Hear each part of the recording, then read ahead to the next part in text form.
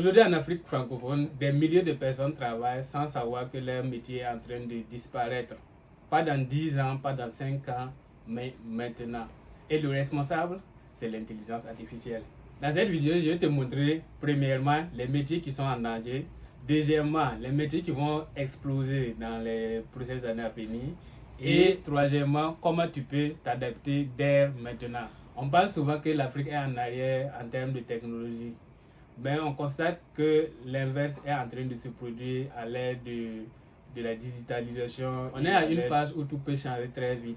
Ce qui veut dire une chose, quand l'IA arrive, l'impact sera très rapide. Soyons directs. Il y a des métiers qui sont en phase de disparition dès maintenant. Quelques exemples. La saisie de données. Tout tâche qui est répétitif, on peut l'automatiser. Tous les tâches que c'est les mêmes routines, c'est la même procédure, on peut déjà automatiser toutes ces tâches-là.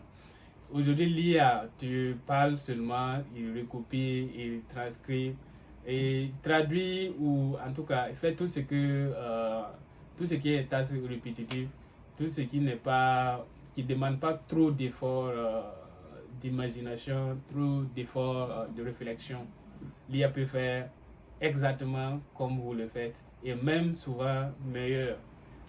Ensuite, on a les supports clients basiques. Maintenant, on peut avoir des chatbots H24. Vous rentrez sur le site, vous causez, vous pensez vous parlez avec quelqu'un, mais derrière c'est l'IA qui est en train de vous répondre et les réponses sont adaptées par rapport à vos questions. Quelle que soit la question que vous posez, l'IA va essayer de répondre et vous allez croire que c'est une personne qui est derrière, mais non, il n'y a personne derrière, c'est juste une intelligence artificielle qui est en train de répondre à vos questions. C'est pas comme les tâches administratives, la facturation, l'organisation, le traitement. Vous voyez, ça peut être très simple, c'est automatique, l'IA peut gérer ça, et ça peut être automatisé en fait. Et on a même dans la tech, on constate que les équipes, par exemple une start-up ou bien une entreprise qui avait une équipe de développement, de développeurs d'une dizaine ou d'une vingtaine de personnes, à l'heure actuelle de l'IA, on peut les réduire à peut-être 5 personnes, 10 personnes et ils vont rendre, faire le travail d'une équipe de 20 personnes. C'est-à-dire, avec l'IA, ça facilite les choses que les développeurs juniors faisaient. Avec l'IA, tu peux l'accomplir très facilement, très rapidement, cette tâche-là. Ce n'est plus une théorie. C'est en train de se produire actuellement. Il faut s'adapter. Vous n'avez pas le choix. Il faut s'adapter. Maintenant, je vais vous parler des métiers qui vont exploser. Les développeurs qui utilisent l'intelligence artificielle, ils seront demandés. Par exemple, en Chine ici, quand tu passes sur les applications où on trouve le boulot, où on trouve du travail, quand vous regardez dans les descriptions, souvent ils mentionnent Cursor, ou bien Copilot, ou bien Antigravity, ou bien en tout cas les Cloud Code, genre des outils de programmation, des outils de codage. Ils demandent cette expérience. Est-ce que vous avez cette expérience? Parce que qui veut être en arrière? Tout le monde veut aller vite vite. Il y a une idée, on veut implémenter l'idée vite vite. On n'a pas besoin d'attendre prendre plus de temps. Surtout ici en Chine où si tu as une idée, tu ne l'implémentes pas. Le lendemain, tu peux voir quelqu'un a déjà réalisé cette idée et puis il a pris le marché. Donc, tout le monde veut aller très vite, très très vite. Donc, les développeurs ont l'intérêt à utiliser l'intelligence artificielle. Ça, ce n'est même pas une discussion en fait. Il faut impérativement inclure dans votre quotidien.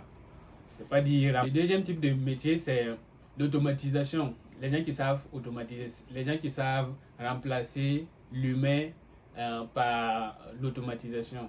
Par exemple, une chaîne c'est pas fabrication de chaussures, en tout cas c'est de bout en bout. Il y a une partie qui fait ça, une équipe. Donc c'est bout à bout. Les gens qui peuvent imaginer des systèmes pour les remplacer, pour automatiser la chose, ces gens de personnes là dans le futur, en tout cas même présentement ils sont sollicités parce que ils peuvent, avec l'IA, ça devient de plus en plus facile.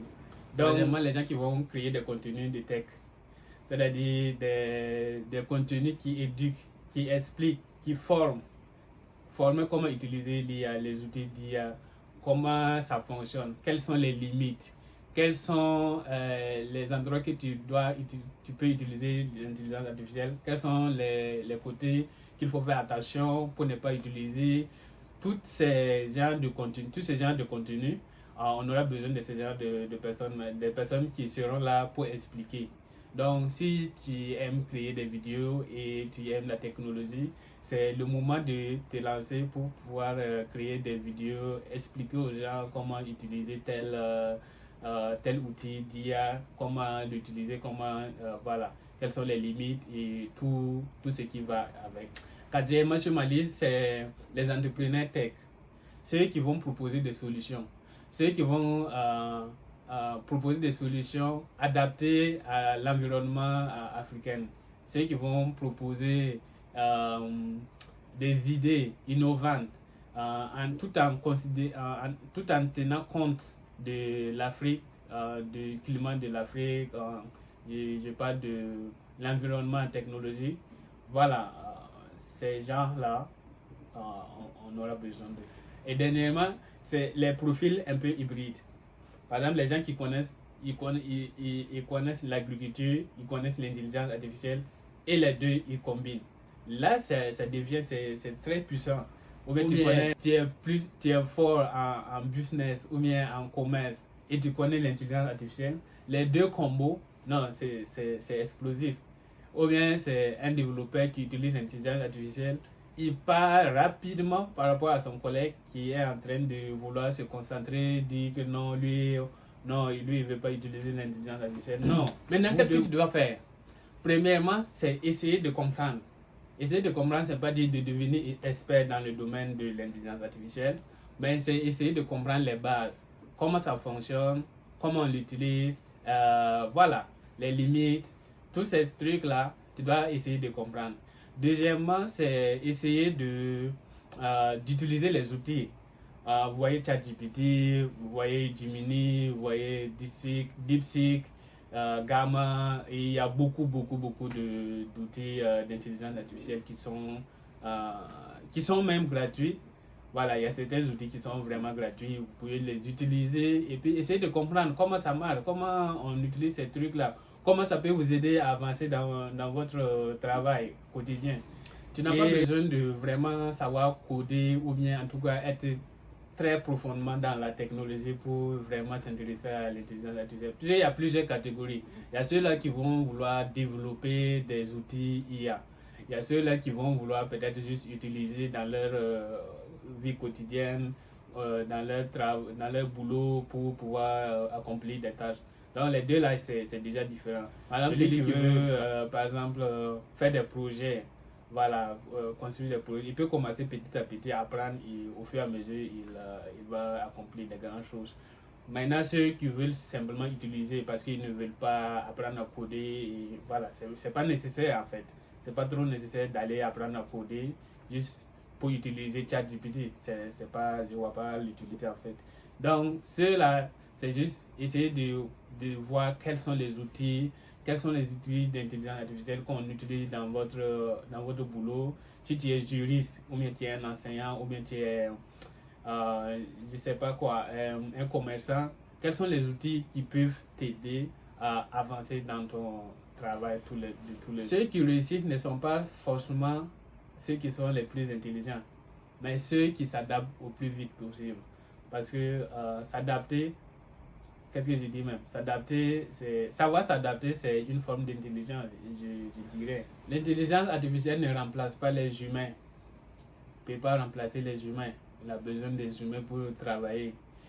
Maintenant, la question n'est pas savoir qu'est-ce qui va changer. La question de savoir, c'est qu'est-ce que tu vas en profiter.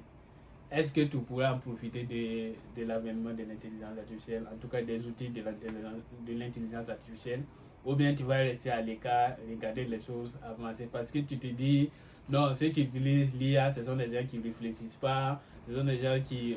Tu devais apprendre comment utiliser les outils d'IA, créer des projets, avancer dans votre carrière, ou bien utiliser l'IA sainement dans votre quotidien. Abonne-toi, Et puis, dans la prochaine vidéo, je vais vous montrer étape par étape comment réussir à utiliser les outils d'intelligence artificielle dans votre vie quotidienne et quels sont les outils qui sont vraiment très importants par rapport à certains domaines d'activité. Merci et on se voit à la prochaine. Bye bye.